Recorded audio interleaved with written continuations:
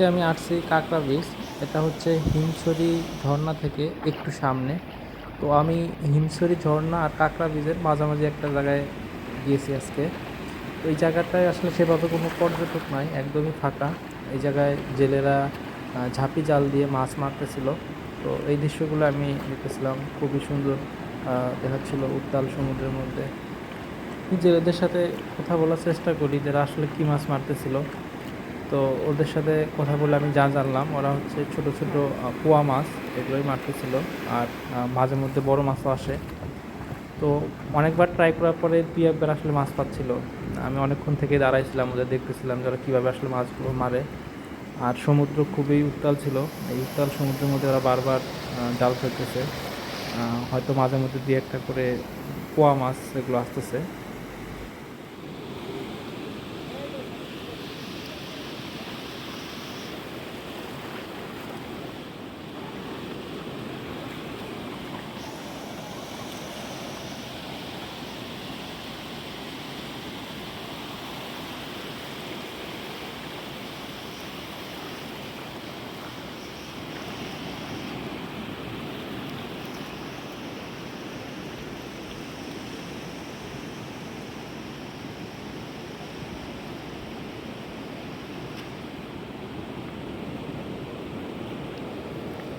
ছোট মাছ ভাই। আঙ্কেল কি পরিমাণ মাছ পান?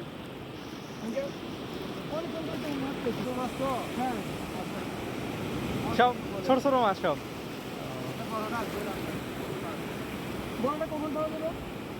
বড়টা একটু আগে, একটু বড়, আর বেশি বড়টা আপনার অঞ্চলে মাছ ওরা একটু দূরে দেখতে হবে। এটা কিন্তু বড় মাছ। এটা কি মাছ কয়? মাছের নাম কি এটা? এটা মাছের নাম হচ্ছে আপনার বাটা মাছ। বাটা মাছ? সামুদ্রিক বাটা? ও।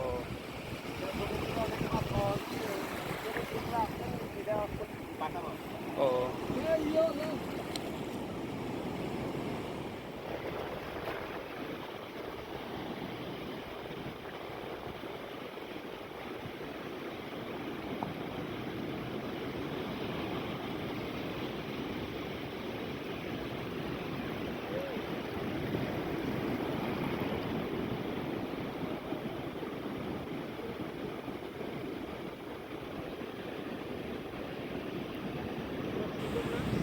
হ্যাঁ, এই জন্য তো আর দূর থেকে ঘুরতে আইছি আপনাদের এলাকা দেখতে।